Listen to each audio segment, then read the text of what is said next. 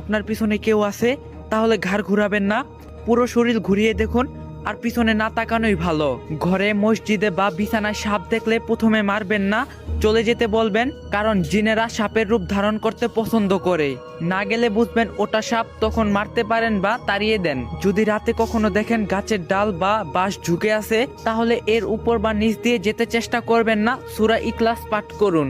গভীর রাতে ঘরের বাইরে থেকে কেউ ডাকলে সাড়া দিবেন না, 3বার ডাকলে সতর্কতার সহিতে বের হন। যদি কখনো গাছের ডগায় বা ডালে অস্বাভাবিক কিছু দেখতে পান, দ্বিতীয়বার না তাকিয়ে মাটির দিকে তাকিয়ে চলে যান। যদি রাতে আপনার রুমে এসে দেখতে পান আপনি আপনার রুমে বসে আছেন, তাহলে ভয় না পেয়ে চোখ বন্ধ করে আয়াতুল কুরসি পাঠ করবেন। তারপর চোখ খুলুন, এটা আপনার সাথে থাকা কারেন্ট জিন। রাতে কখনো চিত হয়ে ঘুমাবেন না।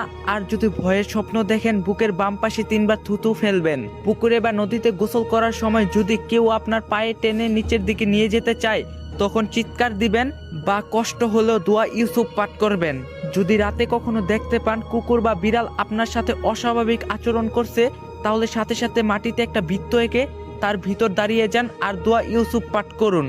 যদি কখনো রাতের বেলায় পথ হারিয়ে ফেলেন বা একই রাস্তায় বারবার চলে আসেন, গন্তব্য মনে পড়ছে না, আজান দিবেন, ঠিক হয়ে যাবে, গয়রান নামক জিন আপনাকে ঘুরাচ্ছে।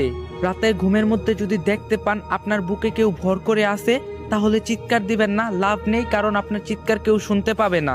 আপনার জানা কোনো সূরাত বা আয়াত পাঠ করুন।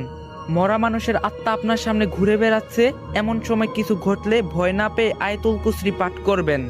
জিনেরা এমনটা করে থাকে, শুধু সালাম দিয়ে চলে যান। কবরস্থান পবিত্র জায়গা হলো, সেখানে ঘুল নামক জিন থাকে, সতর্ক হওয়া উচিত।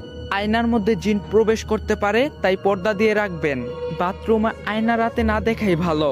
যদি কখনো দেখেন আপনি মিষ্টি জাতীয় কিছু খাচ্ছেন, পিঠা বা অন্য কিছু, সামনে বিড়াল খেতে চাচ্ছে, অবশ্যই তাকে খেতে দিন।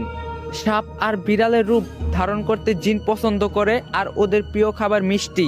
মাগরিবের সময় ঠিক দুপুর বেলায় এবং রাত 12টায় দিকে জিনদের প্রবেশ বেশি থাকে। এই সময় সতর্ক থাকবেন আর বাচ্চাদের সতর্ক রাখবেন। বিশেষ করে সন্ধ্যায় বিসমিল্লাহ বলে দরজা বন্ধ করবেন। অতিরিক্ত রাগ করবেন না, রাগের সময় আমাদের মুখের কথা যখন আটকে যায়, তখন জিনেরা আমাদের শরীরে প্রবেশ করে। রাগের সময় দাঁড়িয়ে থাকলে বসে যান, বসে থাকলে শুয়ে যান। বাথরুমে যাওয়ার সময় দোয়া পরে বাম পা আগে দিয়ে ঢুকবেন, কারণ বাথরুমে খুবুশি খাবাইশ নামক পুরুষ ও নারী জিন থাকে। ভিডিওটা একটু বেশি বেশি করে কপি লিঙ্ক করে দেন। আর আপনারা যদি ভূতের স্টোরি পছন্দ করেন, অবশ্যই কমেন্টে বলবেন, তাহলে ভূতের স্টোরিও আপলোড দিমু। রাত